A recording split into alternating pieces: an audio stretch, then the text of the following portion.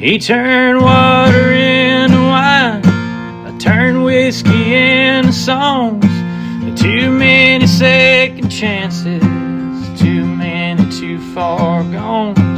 Gave me grace along the way, took my heart and led me home. Don't you see, it's a God thing for me.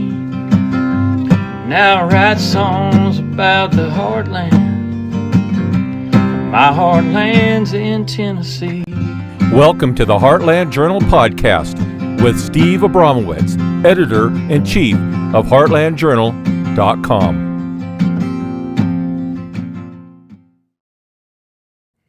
Howdy, y'all. Welcome back to the show. I'm Steve Abramowitz, and this is the Heartland Journal podcast. If you like what you hear, please subscribe and pass it around. We only grow with your help. Thanks for doing it. On this show, we are focusing on our nation today with always an interesting person making a positive change in our community, where I interview people who are making an impact and are lovers of truth. Today, we are talking with special guest Mary Smith, making an impact in my community, wife, mother, and conservative Williamson County, Tennessee commissioner and leader running for county mayor.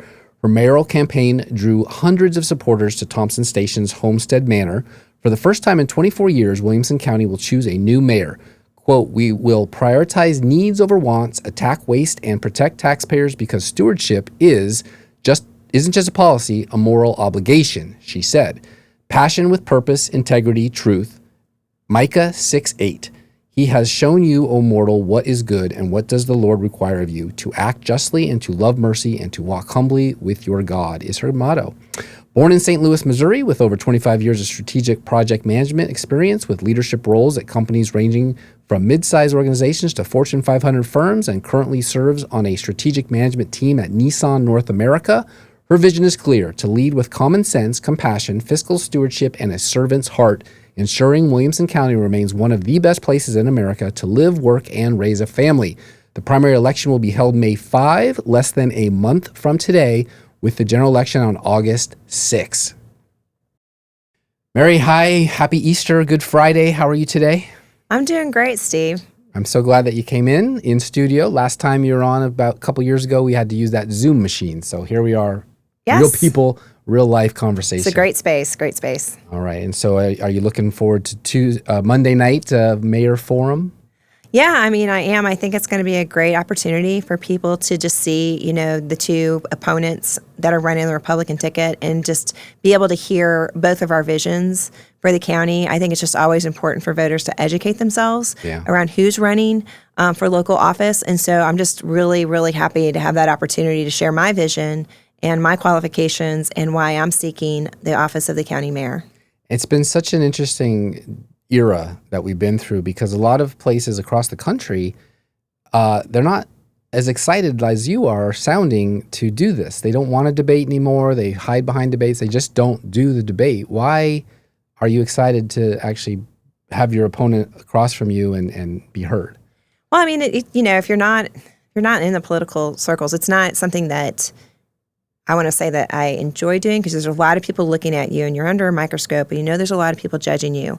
But I just feel like you have to take every opportunity you have to educate the voter, to help them understand what the challenges are, to let them hear, what your vision is. But then for me personally, I need people to hear my heart. Like, I need them to know that, I'm not doing this because I'm seeking some, next office. I'm doing this because this is something I really feel called to do.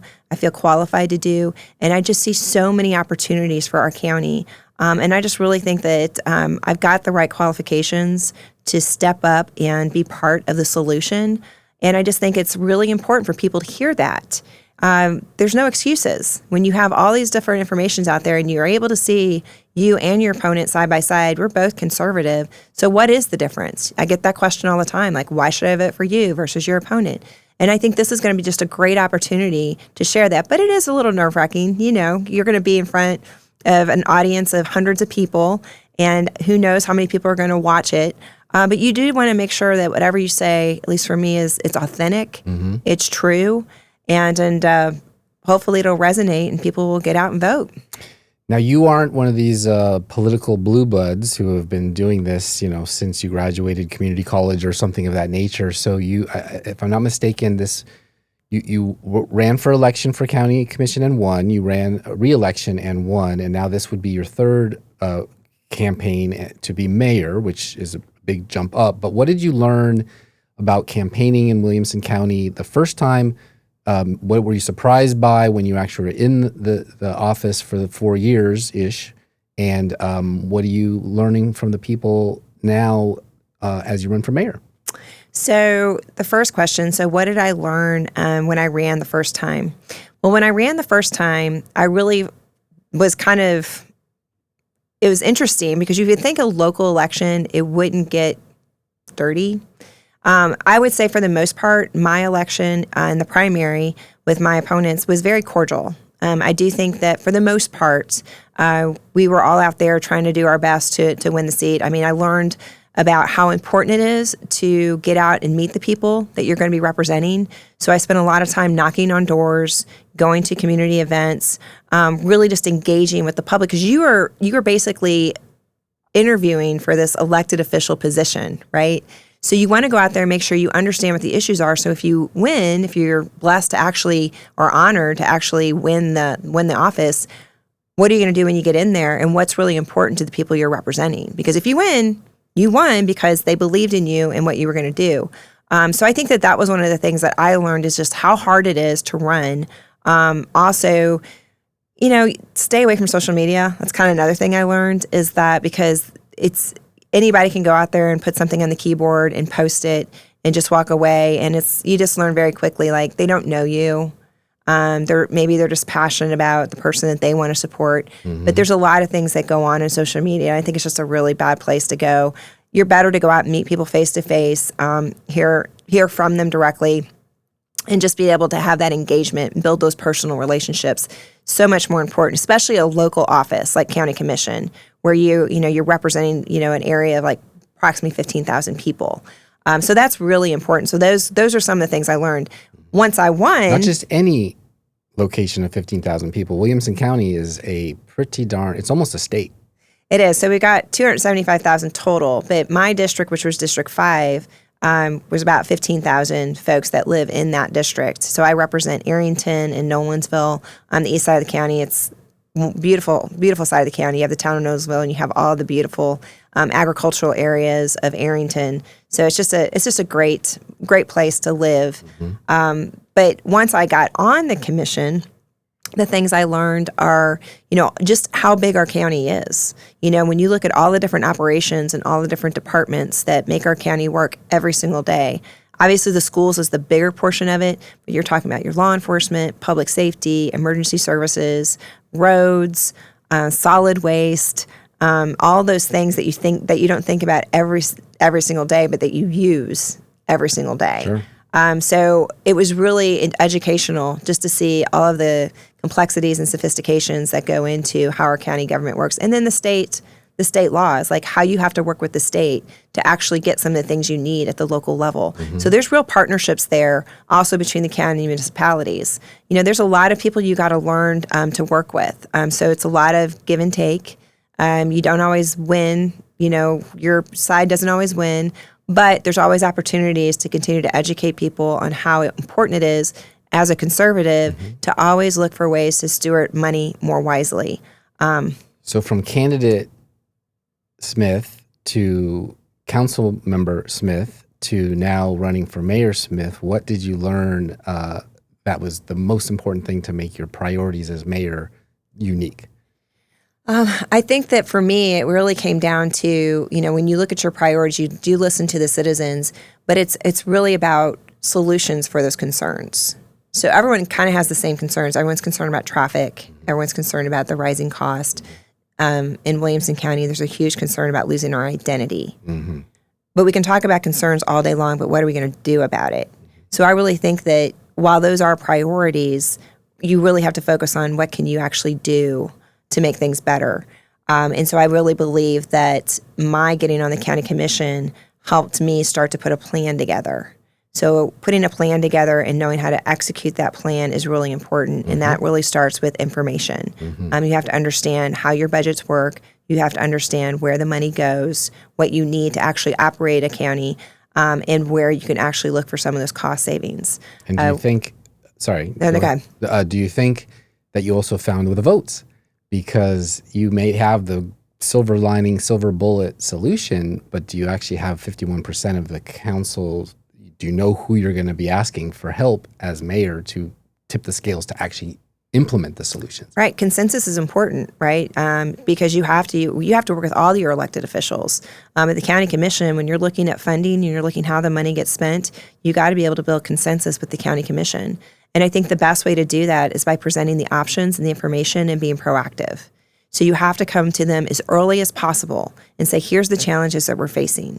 Here's the solutions I'd like to present, and really giving them a say and saying, here's the different options we can look at and the cost for those options and how that would look. But I think another thing we have to consider with these decisions that we make is the impact. Because every decision we make, these are big decisions. And you're talking about a $904 million budget. We sit down and make decisions on millions of dollars of spending every commission meeting. You got to make sure you got the facts. It's and like you know a how Fortune that 500 company almost. Yeah. You got to make sure that you have the facts and that you know which direction is the best direction to go, not just for now, but for future generations to come. So that takes planning, and that takes a really deep understanding of what it is to think strategically. And I do think that that's where I bring something to the table that is very helpful and will help the commission make better decisions moving forward. And the person that's sitting in the seat today that you hope to replace has been there for 24 years, which is by most definitions a generation. Mm-hmm. Do you think that what you just said you'd be building on that 24-year legacy, or are there things that need to go the Mary Smith way to put your imprint on the future of Williamson County? Yeah, I would say 24 years. Yeah, so my daughter, that's the only mayor she's ever known. She's 23 years old. So Rogers Anderson has been my mayor pretty much since we moved here. We moved here in 2000, and he was elected in 2002, but he had also been on the county commission for 16 years. So he has a lot of institutional knowledge. I think there's a lot of great things that our county has done. When you look at the makeup of our revenue, we bring in a lot of sales tax dollars, a lot of tourism dollars. I think there's a lot. I work for Nissan. Mm-hmm. Nissan came in under Rogers Anderson. Mm-hmm. So there's a lot of great things that have happened to our county to make it thrive. I think where I'm different is I come from a technology background and a strategic planning background. I think we got to start doing a better job of planning more for our growth.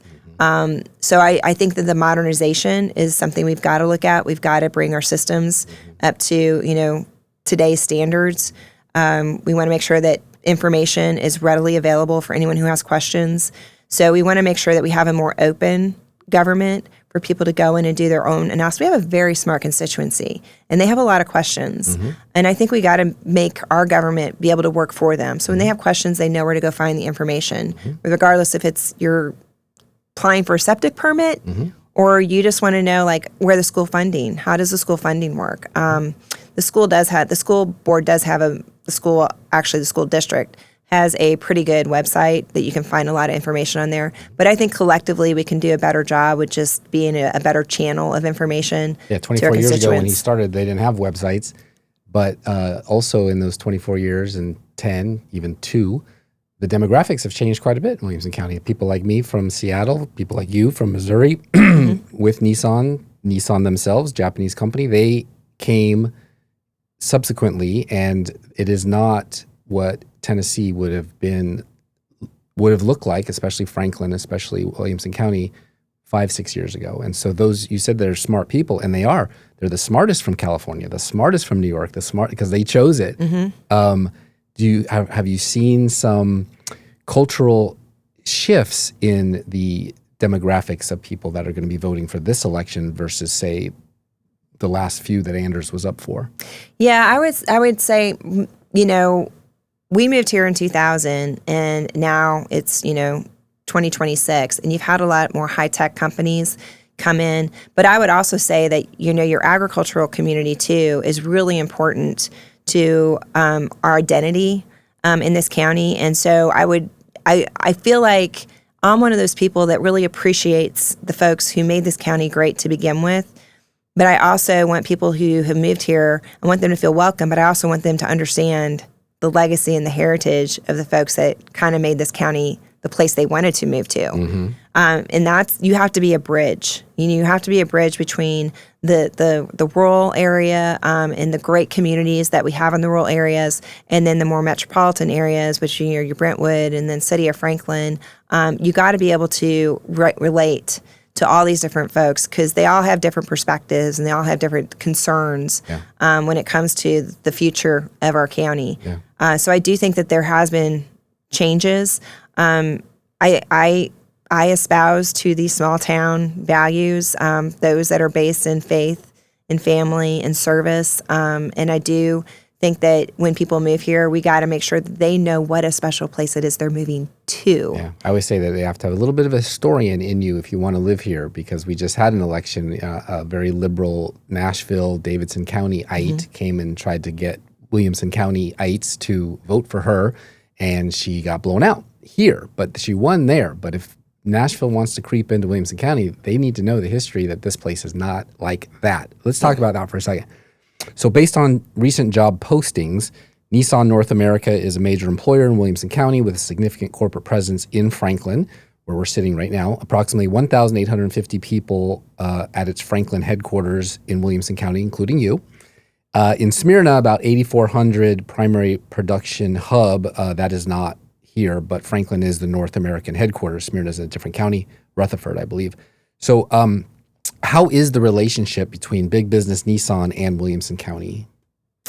Because Nissan is within the city limits of Franklin, I don't really, as far as their relationship with the city of Franklin, I don't really get too involved with that. I would say that Nissan, they've been a great partner with the community. They do a lot of things in the community. We're constantly getting volunteer requests to go out and do cleanups, and they are also part of the hazardous material recycling that is, I think it's at least once a year that they do that. So I would say when you look at your residential stakeholders, you also have these, corporate stakeholders too.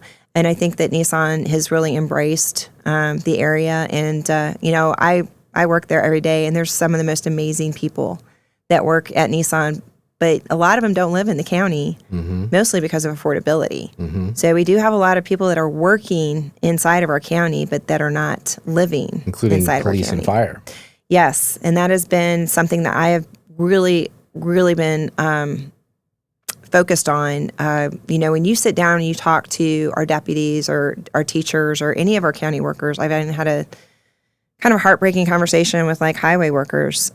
They just feel like they were born and raised here, and this is the same story here all the time.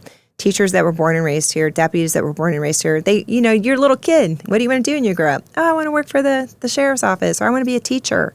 They don't think about the fact that the place that they grew up and they went to school and where all their friends are and their history is no longer attainable for them. Right. So they want to do these great jobs that are just, they're our local heroes. They really are. But they can't afford to live in the community that they serve. And that's kind of heartbreaking. It's definitely been a focus of mine, is to try and figure out how do we get their pay up to at least the point where they feel like they are valued. They are the top paid, in the state. When you look at the cost of living in Williamson County, it is one of the highest cost of living. I just want them to know that we do appreciate everything they do. We need people like them. We need people willing to sacrifice. Is a salary increase for county employees of that nature, or what's your solution? Yeah, I would love to. Well, first of all, like I said, you've got to look for cost savings. And I've had conversations with county employees, and they've actually come up with some ideas on ways that we could possibly save money. So this, again, it's sitting down. It's like, this is our goal. If our goal is to get our county employees up to a competitive pay rate, then what do we need to start doing to make that happen? We can't just say, oh, well, we're just going to have to raise taxes. No. If I'm not mistaken, Franklin just did have a record training program class that just graduated. So it's happening. They want to live here. They do. Make it economical. They do. When you think about fire protection, fire and rescue out in the county area, we don't even have a paid fire. Yeah. It's volunteer. And it's really hard to get volunteers. It takes about a year for them to get trained, and then they leave for paid positions. So we've got some serious challenges that we need to address, because response times matter. Right. I think it was Mitsubishi that cut 9,000 jobs last year due to declining sales in China. They said Mitsubishi moved here in 2019 with 200 jobs in Williamson County. How do you think another oil shock or automobile manufacturing recession would affect our town? Well, that is a really important question because, obviously everyone is, I don't even think it's just automotive, but there's been so many industries impacted by tariffs and just by downturns in the economy. I think that these are things that you have to look at a higher level. How are you going to support these industries that employ so many people? And they're having to make tough decisions every day. And I know because I'm making tough decisions every day. Yeah. And you see the impact that it has on families and, everyday lives. So I don't feel like Williamson County is isolated from everyone else. I think it's hurting everybody. Yeah. It's hurting everyone. Affordability is hurting everyone. I just feel like Williamson County has this unique opportunity because we do have the affluent side of Williamson County that, we do have a high revenue per capita. I just feel like we have unique opportunities to start to show other folks like how we can actually start to tackle some of these issues that we don't have to wait for state or we don't have to wait for federal, that we can pull ourselves together with all these different stakeholders, whether you live here as a resident or you have a business here or a corporate, whether it's a small business or a big business, we can collectively work together and come up with solutions that benefit our entire county. Livability.com said in 2022, low cost and quality of talent pool among the reasons jobs and opportunities are pouring into this Middle Tennessee county. The article opened the floodgates, in my opinion. In hindsight, 4 years on since that came out, Williamson County checked all the boxes for advanced correctional health when the company decided to relocate from Peoria, Illinois. Another Illinois company finding Williamson County to its liking is Highland Ventures Ltd., Mars Pet Care, Tractor Supply, Mitsubishi Motors. More than 40 companies have their headquarters in Williamson County, including 12 of the 25 largest publicly traded companies in the Nashville area. While you've been on the council, has this growth impressed you? And do you think we accommodated corporations too much and will pay a price for it? It is interesting. I mean, we are. It's not just it's the state. We don't have any income tax. There's so many reasons to think about coming to Tennessee, but you think about our healthcare options. You think about the airport location. The airport is constantly expanding. We just kind of set up this perfect atmosphere for companies to want to come here. I do think, though, the affordability, what we're seeing is that people can't live where they work. And so that's impacting traffic. So you got a lot of folks that are living outside of the county that are having to travel into the county. I think at some point you got to look at how do we make sure that the people who are moving here, that we can preserve the reasons that they are moving here and that we're not squeezing out the people who were currently here. And that's what we hear. I hear that quite a bit. It's it feels like we're catering to folks that who haven't moved here yet, and the people who've lived here and been here for a while and invested in our community, they're the ones that are feeling the squeeze. So we've got to, I think, do a better job of balancing how much growth we want to bring in versus how do we actually maintain and ensure that we continue that quality of life that people move here for. So one of the biggest surprises that I'm well aware of when people do move here from out of state, especially if they come from a state like I did, California, is they realize, there's no property tax cap. And the state hasn't really stepped in to say we're going to halt the counties from being able to do that. And if you don't have an income tax, 51% of Franklin, maybe more, their budget is from sales tax. The only other place to get it, because it's pretty high, you don't have to shop here if you wanted to go somewhere and get cheaper sales tax. In Washington, you just go to Oregon. There's no sales tax. You get your appliances there. So my question is, do you think property taxes like other counties have done, Rutherford, Davidson twice, Shelby County just did it to their Memphis residents, is off limits, or would you be in favor of maybe some increase in property taxes that these Californians and Chicagoans wouldn't be on board with? I'm not a fan of property taxes. It's actually my least favorite tax. I think that it's, your property shouldn't be used as an ATM, for government. I think that you got to do everything you can to look for different revenue streams, whether it's a consumption tax. I mean, you have to support government. I mean, schools some mostly. way, right? The schools, but you also have to look at some of the state laws. There's state laws that require us to provide certain services, and so these state laws sometimes get passed, and it may not be an impact to the state's revenue, but it can impact the local government and their ability to pay for it. And some things have just gone up in cost. Like we have to provide ambulance services, but ambulances are very expensive. Sure. So while the state does help negotiate contracts to make sure that we get the best price for a new ambulance, that's still a significant expense. And then you look at jails. Like right now, our current jail it's literally falling apart. And they're doing the best job they can to keep it up to state standards, but we've got to build a new jail. That is a very expensive construction project. Sure. I mean, ours is coming in about these days. It's more than it would have been if it was 10 years ago. Yeah. Right. So ours is like $240 million plus. You've got Rutherford County. I believe they're looking at like almost $500 million. So we've got to figure out how Brentwood just did theirs. It was like $2 billion something. It was crazy. Well, Brentwood didn't need a jail. They used the county's jail. I think their police station. Maybe? That's it. Yeah. Police station. Yeah. But when you look at those types of projects that counties, I mean, you're talking even little rural counties. When we did our jail, we went around and toured. We went to Lewis County, went to Putnam County, went to Davidson County, and of course we did our own county jail, looked at all the different construction. Lewis County is an itty bitty little county, and they had to build a jail too. Mm-hmm. So of course they're trying to just create something that's safe and contains people. You go to Davidson County, it's like, wow. Yeah. Okay. That's like, it'd be nice if crime just went away and we wouldn't need these housing units, but you're right. Yeah, so you kind of go from the Chevy version to like the Cadillac version. It's like, well, how do we get something kind of in between? Right. But you have to ask the state, like, how can we do things regionally? Like, can't we do things where we can partner together with other counties to come up with one solution so that we don't put this full burden on each county and have to have them figure out how to fund it? Because the only really funding mechanism we have to ask for, a portion of the sales tax. Right. We do have like some other fees and taxes that we can look at locally. So there are some local taxes and fees, but other than that, it's like, state, please help us out before you just push this burden down to us. Right. We don't want to raise property taxes. Right. But if you're going to mandate, schools have so many different positions that may or may not be in the classroom. Right.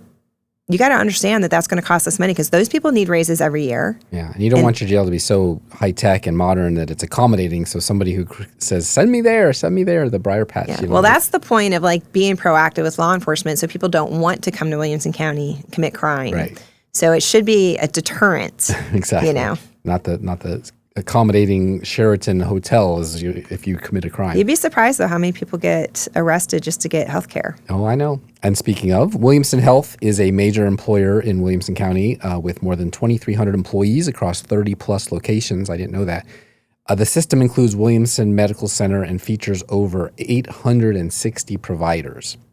What influence does healthcare have on county council decisions? Well, there's a separate hospital board, but right now we have a fairly significant decision, I guess, that may or may not be coming up. So back in December, the hospital board chair had presented to the county commission that they were going to go out and start exploring whether or not we might want to sell, the hospital. Mm-hmm. But the hospital's been part of our community for 70 years. So we had a private act passed like in 1957 that allowed us to actually create a hospital board, and then we bought a hospital. And so it's because at that time it's very rural and there was no place for health care. And it's grown, and Davidson County's grown, and so the entire area has grown, and it's been just a wonderful part of our community. All three of my children were born there. It's been a lifesaver, for us to have that in our community. But with this actually coming up, a lot of people are asking questions around, what is the future of medical care? What is the future of the hospital, in Williamson County with this possibly happening? Jobs. And I think, a lot of concerns. Just the quality of health care, jobs. A lot of people in our community work there. I have several friends, who work for Williamson Health. So they want more information. They want to know, like, which direction are we going? Who are the possible people that want to purchase this? Are we still thinking about purchasing it? It's not, it's been profitable. Mm-hmm. So if it goes to a private equity firm, why wouldn't they just sell it for parts and send everybody packing and Let's hope not. Don't say that. Well, anything's possible, right? Yeah. Well, I don't. Who I would mean, make the final I think decision? that I think Would the the council make the decision? the county commission would be the final ones to decide. So if the hospital board comes to us with here's the recommendation, then the county commission would actually vote on that recommendation. And is it privately owned now? Well, it's owned by the county. The county. So the county. proceeds would go to who? So the proceeds, based on the current law that's actually going through the General Assembly, I think it's actually ready to go to the governor's desk. If the governor signs off, which I don't think there'll be any issue with that, the proceeds, so the county will pay off any debt that it has, We'll talk about that next. Yeah. The county will pay out, the hospital will pay off the debt, and then any proceeds will go into a fund, a trust fund, and it will be up to the county commission to decide how those funds are used. They have to have a 2/3 majority to decide how to use them. Otherwise, it will sit in the fund until such time that they actually vote on how to spend it. And, okay, well, so let me phrase it this way. So in 2011, the full county commission adopted a formal resolution that the Williamson Medical Center was not for sale. At first Williamson County Commission meeting of the year, commissioners discussed 3 items regarding Williamson Health and passed 1 item, failed to pass another, and tabled a third. Commissioners approved a resolution for an amendment to the county attorney budget for payment of counsel in the potential hospital transaction. Nice. If sold now, do you want to see the money go to county reduction of county debt, or is that mandated? And it's roughly $1.1 billion in debt, which equates to $4,400 for me, you, your kids, all of us. I mean, I think that it's too early to assess because I was telling a group of individuals earlier, we've got some major capital projects also coming up. So we have to look at the terms of the bonds that we have. Like, is it even possible, to pay them off, pay them off early? Or do we just start to make sure that we pay that debt down year over year, and then we're able to use these funds for some of these other purchases that are coming up, like the remainder of the jail. You also have a courthouse. And then what do we want to invest in our community with regards to any sort of health services that might be needed? So we got ambulances. We'll be able to pay for our ambulance services. So there's a lot of things that the hospital provided to the community with regards to health services. So we just got to figure all those moving parts out. What dollar amount do you think we would be working with if they sold So right now, the estimates that I've heard is that the hospital's worth probably about $800 million plus. And then once they pay off their debt, their portion of the debt, it'd be about $600 million roughly. Okay. So that's about half our debt. Let me ask you this. So they want a new jail, courthouse. We have a lot of infrastructure needs with all the new arrivals. So $1.2 billion, that's a lot of debt. So what's your plan for fiscal stewardship of growth and debt? New York City, they're on negative watch for bonds.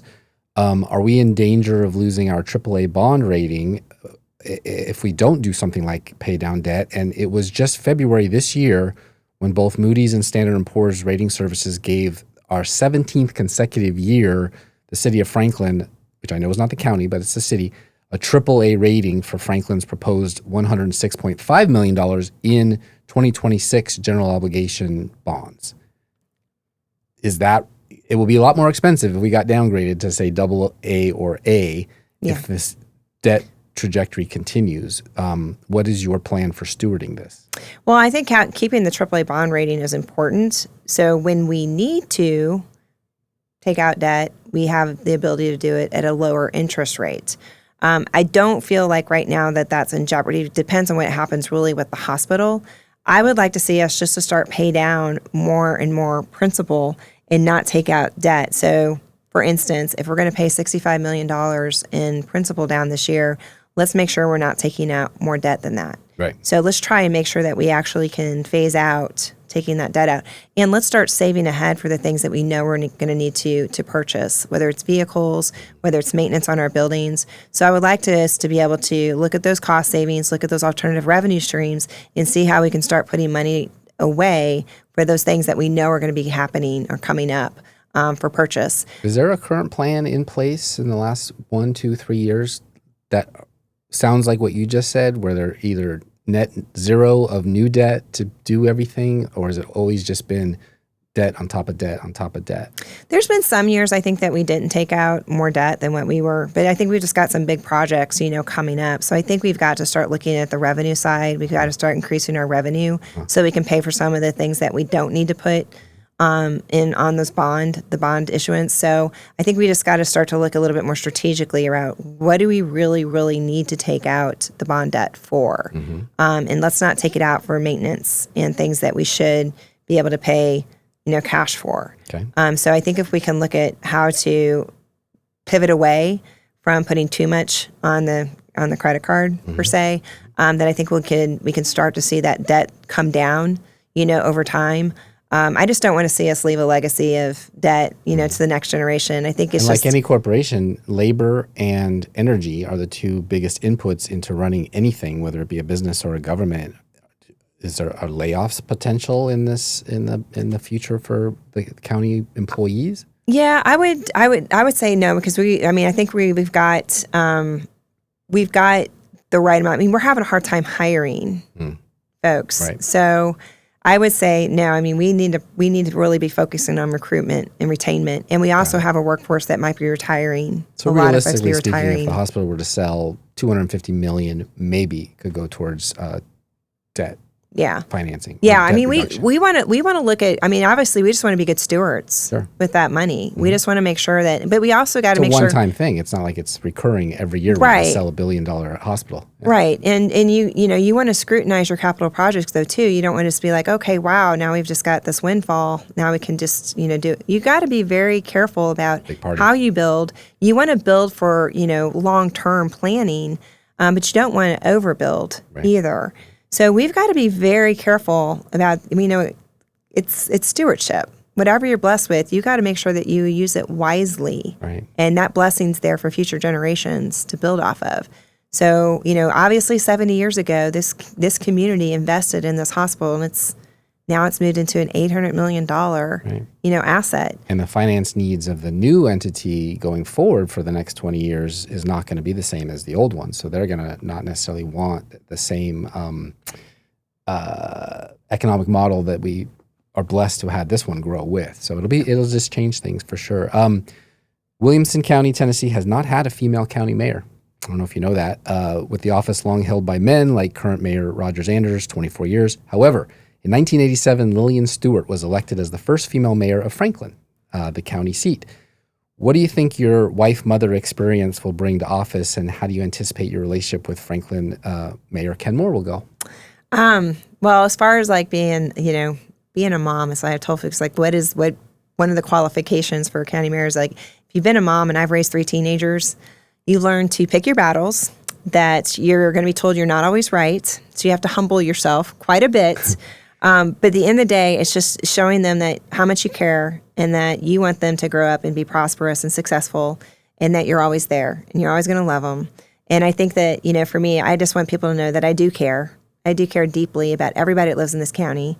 And it doesn't matter, I'm running as a Republican, but I don't care what letters behind your name. Everyone deserves the same level of service, who lives in this county. Yeah. And I think that I've always tried to teach my kids that too. You treat everyone the same. My only guideline to them is never be a bully. Don't ever be a bully. There will be words, if you're the bully. So I always try to teach them to be kind and to always listen to others. And I think as a parent, as a mom, you have to learn to listen. Read the book of James. I'll tell you, it's like the guidebook, to parenting. And my dad's name is James too. So I was blessed with all kinds of great gems in my life. Yeah. You lost both parents while you've been on the commission recently, haven't you? Yeah. I lost my dad was my biggest cheerleader. I mean, I think after I got on the commission, he actually sent an email to Steve Bannon and asked him to have me on his show. He was so proud of me. But yeah, he had a stroke in December, right before my birthday. And the Lord took him home in March of the following year. And that was tough. That was really tough because he was my rock. Still is. Yeah, he was my rock, and he's the reason that you see Micah 6:8 on all of my campaign material. That was his favorite scripture. It's on his tombstone. And it was imprinted in me that that's the kind of leader I want to be. I want to act justly, but love kindness. And he had and walk 3 humbly. sons and you. You were the only Yes, girl. So I was the you're only girl. You're the baby. You're the princess. I was the only girl, and when I was born, he told me the story all the time that because back then you didn't know what the sex was until, the day of. And he says he just remembered going and hugging Dr. Becker and just because he was so grateful, to have his baby girl. And he had to do something clever with my name, so he named me after my mom's 4 sisters. So my name is actually Mary Arlene Joyce Ann Gregory, my maiden name Smith. Wow. So yeah, it's a mouthful, but these he days was we're always not proud even of that. allowed to know until they graduate college, but that's another story. So another female, Deb Faulkner, Chief of Police at Franklin Police Department, Sheriff Jeff Hughes, what needs do they have in their departments that you want to make a priority to give them for crime and law enforcement? Well, and actually, I didn't fully answer your last question, but I think, I want to work with anybody. So whether it's the mayor of Franklin or, any of our municipal mayors or any of our other elected officials, the state, I think that building those relationships is really important. I don't think we always agree, but that's okay. I think that building a respectful relationship and trying to advocate for the needs of the county across the board, because as the mayor of the county, everyone that lives in the county is important. The people that don't even live in the county are important because they all come here and work. It's like 110,000 I heard that actually drive in here. So I did want to kind of make sure I answered that question. Sure. As far as law enforcement, our sheriff's office supports the entire county, so he has to work with all the other law enforcement agencies too. So I just want to make sure that I understand what his needs are and the challenges that he is facing, and I would really lean on him to make sure that, he's working with me to address any of the challenges and the pain points that they have, because I think his vision is to make sure that we are being proactive with law enforcement. So nobody wants to come in Williamson County and commit any kind of crime. Right. And I do think that's important. Having deputies out in our community is such a great feeling. It gives you a sense of security. And they're wonderful people, the wonderful people that he's been able to recruit. And we want to continue to make sure he has the tools he needs. What about fellow girl boss, Deb Faulkner? I've only got to meet her on a couple different occasions, but there is a strong relationship between the sheriff's office and our other law enforcement agencies. We got to make sure that, they don't have all of the different tools and resources that our sheriff's office has. And obviously, we have the Public Safety Center, too, which other law enforcement agencies are able to use. We saw that during Winter Storm Fern. Everybody had to come together and work. I mean, it wasn't us versus them. It's like we're all in this together, and we're going to help each other out. Mm-hmm. All right. Stacey B. Edmondson is the District Attorney General for the 21st Judicial District, Williamson County, including Franklin, Tennessee, appointed by Governor Bill Lee in May 2023 following the death of Kim Helper. Edmonds leads prosecution efforts for the district, having served as a prosecutor for nearly 20 years. Memphis and Nashville keep making national news in a bad way with their soft-on-crime DAs. Trump and the National Guard had to be called into Memphis to get it under control, actually. It was so bad. How do you think our DA Edmonds is doing, and what do our courts need to be more effective? Well, I think that, in our interaction, with the DA's office, I mean, we don't really, other than them coming in and asking for if there's any sort of, funding that they might need. We've actually, just recently, we've done a tour of the courtroom. I do think that there's some challenges that they're facing with regards to how they can prosecute some of these individuals just because of capacity at our courtroom. So the physical office space is now taking a toll on their ability to do the job? Right. So I think they do a great job, and they're doing everything they can to make sure that Williamson County stays safe, and that if you do commit a crime here, that you do get penalized, for those crimes. Mm-hmm. But we also have to make sure that we're giving the tools and the resources that they need to be able to do their jobs properly. Right. So again, there's a partnership there between the county and then our judicial services to make sure that they can be successful in keeping our county safe. And that's why they need a new courthouse, because the old one is too small. It's falling down. They're literally you go in, there's people sitting at folding tables trying to do their job, and there's not enough space for the deputies to even come in and show up at the court and trying to, if you have a court case that lasts more than 4 days, I mean, it's really difficult to get the courtroom space to do that. That's not the way you want to do, No. justice. No. Justice has to be fast. Yes. A federal lawsuit Cuccini versus City of Franklin, Tennessee involves a Christian pastor arrested at the 2023 Franklin Pride Festival, alleging his First Amendment rights to free speech and religious exercise were violated. The plaintiff alleges wrongful arrest, seeking $2 million in damages after a criminal trespass charge was dismissed due to lack of probable cause. What can you tell us about that status of that, and how do you feel about Franklin getting into a religious liberties violation case of all places? Yeah, I mean, you're kind of treading into the water, the city of Franklin, and like some of the challenges that they're facing with that. I didn't really get involved, with that particular situation. I have friends that were very much on the front lines and making sure that, justice was served, that he didn't serve time for that, as far as violating his constitutional rights also. But I didn't really get too involved in that. I've been so focused on the county, as a whole. So I don't really have a status update on that. That's not something that I've really been focused on. Okay. How about the Pride Festival itself? The city wouldn't be in that if we didn't have it. It all comes down to permits. Would you want to see it continue here in the future? Again, that's the city of Franklin, like their decisions to like actually allow for that to happen. But I'm of the mindset that if you want to promote that Williamson County is a very family-friendly, faith-centric community, let's have more festivals ourselves. Yeah. Let's go out there. Let's spread the word. Let's be a light. Let's bring people in. Yeah. I mean, I'm just not a big fan of like creating a negative situation. I really like to focus on making it into a positive situation where people know who we are and what identifies us. We're not identified by one festival on one weekend out of the year. We are identified because every time you come here, you see the families that are spending time together. You see our faith. We live out our faith every single day. Yeah. So let's focus on not get on the defensive. Let's be on the offense. Well, that's a good idea. I prefer the 4th of July and the Memorial Day and the Pumpkin Festival and the Elvis Festival anyway. So yeah, just fill the calendar with those and we won't have this problem. Okay, great. Where do you get your local news? So local news, probably the Williamson Herald is a big place to get local news. And then Williamson Scene, they do a good job too of reporting on anything locally going on. But those are probably the main two things. And then obviously just getting out in the community. You get out in the community, you talk to people and they tell you, different things going on. But we have a really strong, we have a lot of different areas that you can speak to and just get a lot of different information. Our schools puts out a lot of really good information too, what's going on in the schools. So social media can be very informative. I tend to spend a lot of time there, our emergency management system, our sheriff's office, our schools. Our weather. Mm-hmm. Yeah. Yeah, there. Well, weather's Alexa. Alexa, what's the weather? Yeah. So there's a great Twitter feed for that too. But you can.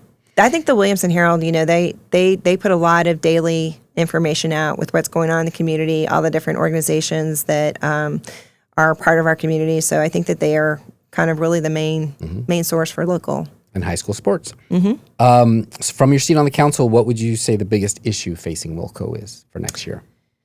For next year, I think it's, besides electing a new mayor. So well, that'll happen this year. That will happen this year, but you're going to have to go in and there'll definitely be a lot of changes coming in. But I do think that the growth has been a big issue. I think we're still kind of trying to norm on what is the right balance with the growth, because the traffic is consistently getting worse. Yeah. And we've got some new projects coming on board. There's a couple new projects within the city of Franklin that I'm not sure when they'll actually be done. But there's going to be more traffic, I believe, on the roads. For what it's worth, I'm from a place in California that's called Napa County, and it's got Napa Valley, which is where the wine comes from. But they were pretty smart in the 80s, and it had a lot to do with Prop 13, which was the property tax cap. But they created an ag reserve, and my mother, rest her soul, was actually very instrumental in that, which basically set off land that you cannot develop on. Period. End of story. Unless you want to spend decades and decades with the lawyer. That worked pretty well because they grew about as fast as little Franklin did too, for the same reasons: tourism, sales tax for wines, and you name it. And this is before internet, where you could order it in New York and have it delivered to your door. So I don't know. Is there ever thought of Williamson County setting aside farmland as ag reserve that cannot be developed on, especially along the Harpeth River? Yeah, I think that you have to look at all the aspects of that, like, and you actually have to get people's buy-in for that. And maybe there's certain areas. I do know that some of the farmers, while they have sold part of their land, for development, they've also put land into land trust. So I do think that that's up to the property owner to see how they want to preserve that land. We've also I mentioned this earlier too. We've had families that have donated land to the county and we've turned it into parks. So Peacock Hill Nature Park, which is out in Bethesda, beautiful park. And that was a donation, right?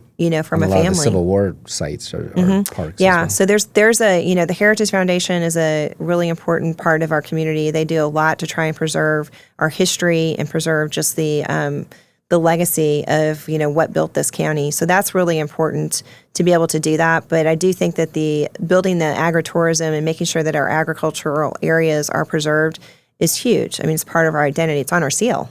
It's one of the 4 quadrants on our seal. Exactly. So I think that it's important that, we do whatever we can, but we also want to make sure that the people who own the land are on board with whatever efforts we want to move forward with, because we don't want them to feel like we're trumping their property rights. Yeah, it's just always like to remind people that for every car dealership you see or every Walmart you see or Costco you see, that used to be land that was not usually used for a big box store with a parking lot and asphalt. It was probably maybe a farm, maybe something natural.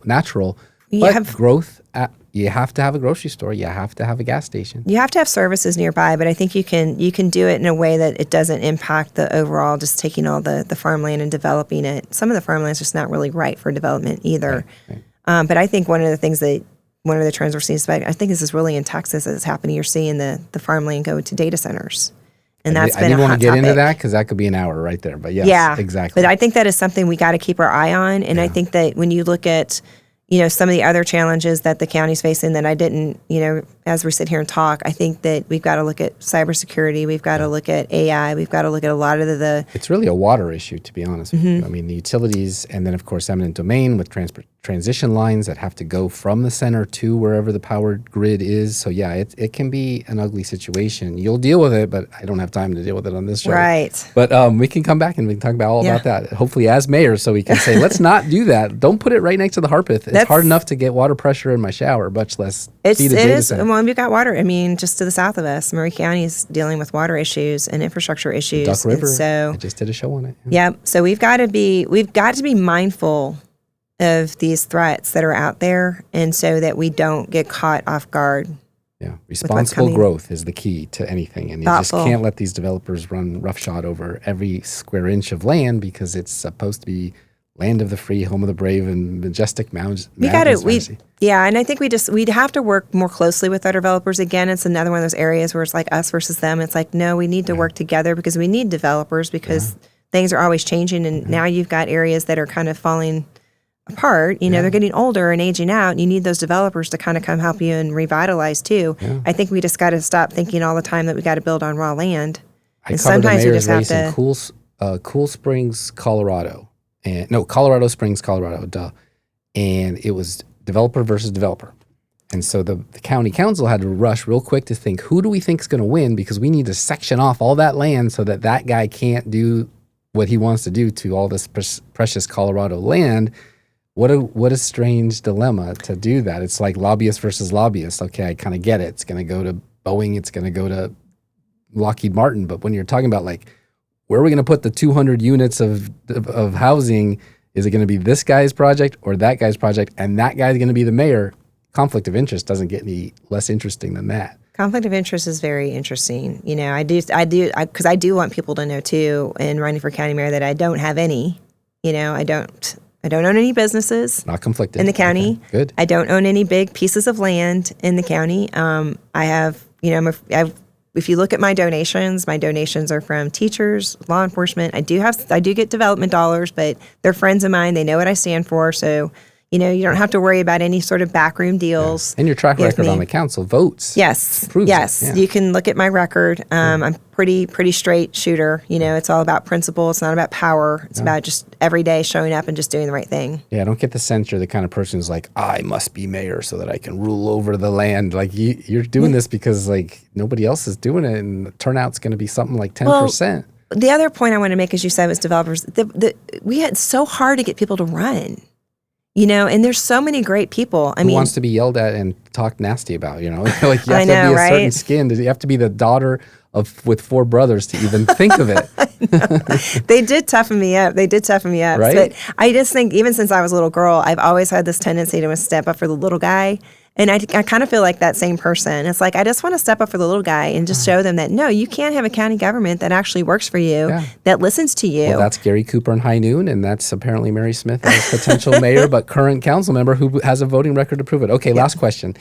I could do this for hours, and we will do this more Monday night in a forum with your opponent. William County Schools is consistently ranked among the top public school districts in Tennessee, often appearing in the top 4 for the whole state, over 20 private schools. What are your opinions on Governor Lee's voucher program and wanting to expand it already, and the critics that say it goes to the 20 private schools over the 1,700 public ones here, including in the state, including enough to pay for a full Jewish and Muslim education, but only about a half of a Christian school like, say, Franklin Christian Academy or Grace at $18,000 a year. Wow.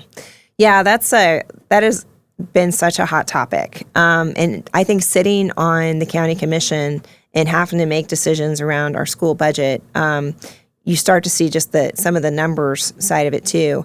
I'm all for parents choosing what the best education is, for their children. But we still have 40,000 children in Williamson County that are still going to go to our public schools. And our public schools did great with my kids. My kids all went to public school. They graduated from our public schools. My son got into the United States Merchant Marine Academy with the public school education. Mm-hmm. My daughter graduated in 3 years from Lipscomb University with her bachelor's degree. So our public schools have done right by our family, and there's amazing families in our public schools. Where the math isn't mathing for me is that as a Williamson County parent, I can apply for the savings account and get close to $7,300 now based on the expanded program for my child to attend any school of my choosing. However, if I choose to have my child go to the public school, my funding for my public school student was $4,300. I'm not sure what it's going to come back to this year, but that's a $3,000 difference. And we're struggling to pay our teachers enough of a competitive salary based on cost of living. So I think we've got to focus on that gap between what we're getting for our public schools versus what we're allowing parents to use for a private education. Yeah. So I'm really looking at the number side of it, because you're going to have challenges in any school that you choose. I mean, just because it's just people, it's humans that are running the school districts. But you've got to allow for the right financial assistance and support, whether you choose private or public. But ultimately, it's up to the parents to decide what is the best education for their child. Our middle daughter, public school was not her thing. We did an online public school versus her doing in person, and it worked out great for her. So you got to have that flexibility to allow parents to, at the end of the day, what do we want? Mm-hmm. We want our kids to get the best education they can to be able to compete in a global job market. Right, which is why people move here mostly if they have kids of school age.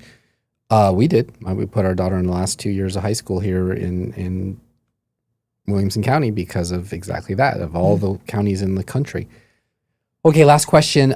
So Nashville, Broadway, tourist capital of the world, the bachelorette capital of the universe, whatever they call themselves, they just jacked their taxes second year in a row. There's companies up there that say they're not going to either go through with their project, like, for example, Jason Aldean and his E3 Chop House. They decided to pause it, they said. Steve Smith, who owns a lot of legendary places on Broadway like Tootsie's and Kid Rock's joint, he's like, what the heck? This all of a sudden it's $600,000 up from $100,000. Can't do this. Can't employ people. We don't have that problem in Williamson County right now. They literally could come down here 20 minutes, open up a brand new Tootsie's 2, and save a lot of money and probably have the same clientele that drives up to Nashville and tries to find parking and has to go through the potholes. What do you think would happen if a bunch of folks all of a sudden discovered that Franklin and our county is a better place to do business like that, to get those sales taxes, to get those tourist dollars, et cetera, et cetera? Have you looked at that? Or do you think that what happened this year with the tax raise could very much affect, like a domino, our county next year? Well, first of all, I have been watching some of the stories coming out of Nashville, and it's heartbreaking to see businesses that have been there for decades and generations have to shutter their doors because their property taxes just got to the point where they can't make a profit anymore. Like Acme Feed, yeah. Right. And I think that when you think about that with, Williamson County, we have so many great independent businesses. And the thought of some of these independent businesses have to make that decision on, I love this community. I have invested in that community for, it could be decades, or even if it's just been a couple years. I owned a small business, and I know how much you pour into it. It's like having a child. You put your heart and soul and your passion into seeing that business thrive, and you become part of the community. It is like a family. So I know how heartbreaking it is for these families to have to think about shutting their doors and letting go of their employees that have probably been there with them through the thick and the thin. And they can't weather every storm. They're not a corporate-owned chain. They don't have the economies of scale that a corporate-owned chain would have. And I think we've got to create a community where independent businesses can thrive. Now, and I would love to see Williamson County stay that way, but we're seeing the challenges even here with the cost of our land and the cost of our leases, that it's getting more and more difficult for smaller businesses to make it. And it's not just the retail, it's not just the brick and mortars, it's your home builders, it's even your local developers, people that, been here helping make this community what it is. They're feeling the pinch because now you got these big corporate developments coming in. You've got, home builders that can come in and they have the ability to do these things at a much cheaper price, and they're buying land up quicker than what a local developer can buy it up. So it's every single kind of business and industry you're seeing getting squeezed out of our county. And I just don't think that's the right direction we want to go. I think we need to make sure that we are staying independent, that we are allowing for people who want to invest in our community to be here, and that we're not just in an investment line or somebody's portfolio. Yeah.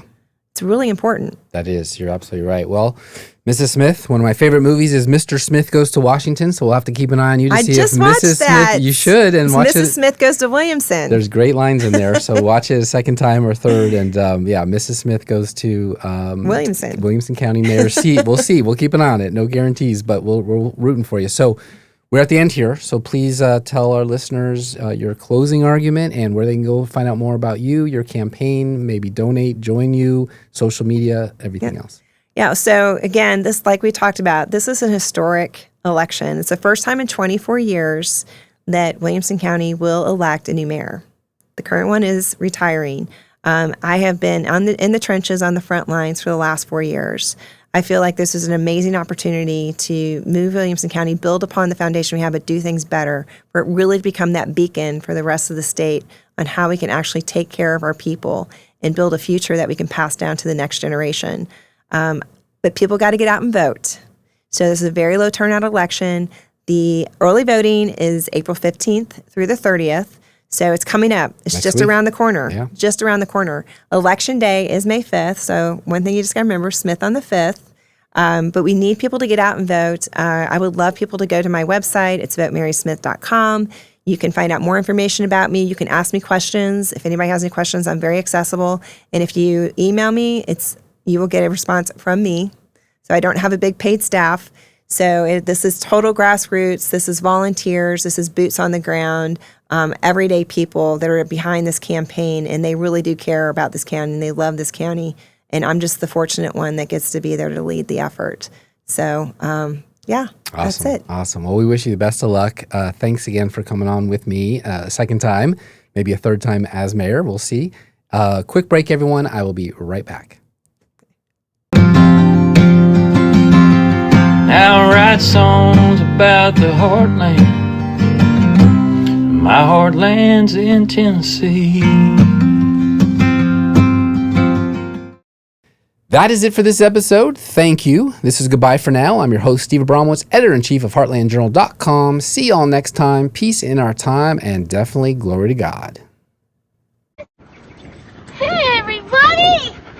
Vote for Mary Smith for mayor of Williamson County. You're never too young or too old. You get in your wheelchair or in your stroller or on your walker or on those big quads, those tan legs you've been sunbathing and working out with, and you walk in and you vote for Mary Smith. She loves God. Her family is very beautiful, fantastic, successful military family. She's lived here forever. She's kind. She's, did I say she's raised a great family? That's big. She loves Jesus. She has a Bible verse on her campaign poster. She's the real deal. So I highly endorse Mary Smith. And you know what me and Mary have in common?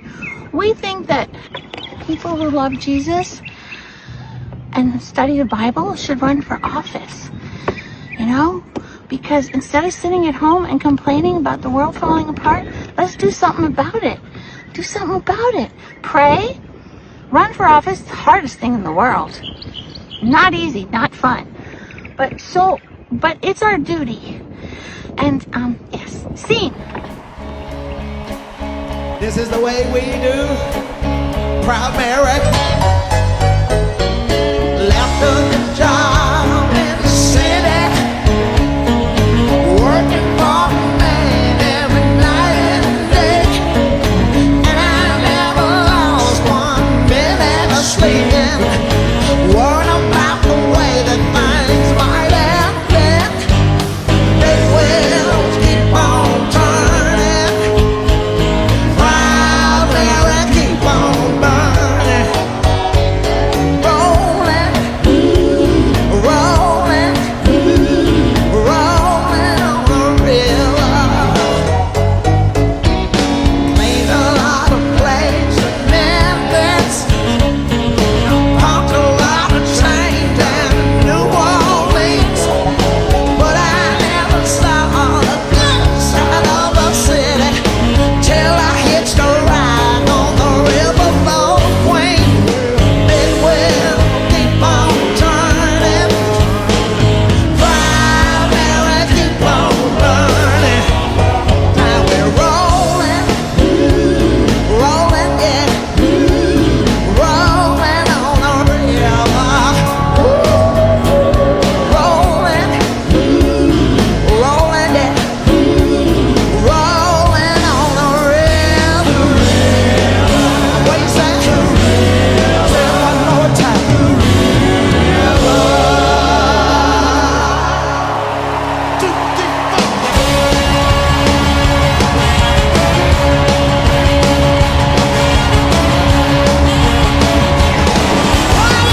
Good job in the city, working for the man every night and day. And I never lost 1 minute of sleeping, worrying about the way things might have been. Big wheel keep on turning, Proud Mary keep on burning. Rolling, rolling, rolling on the river. Say we're rolling, rolling, rolling on the river. River, toot, toot, toot, toot, toot, toot, toot, toot, toot, toot, toot.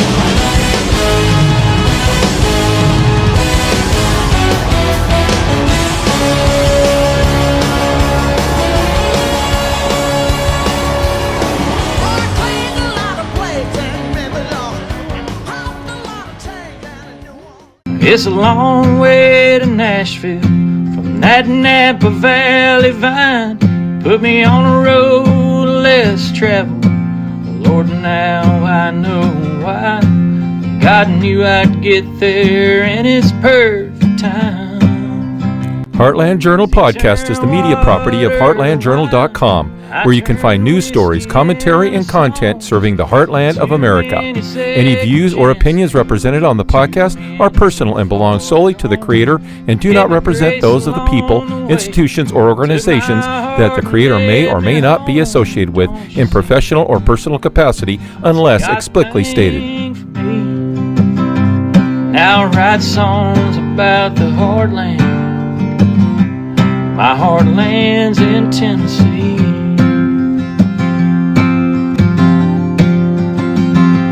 Now I write songs about the heartland. My heartland's in Tennessee.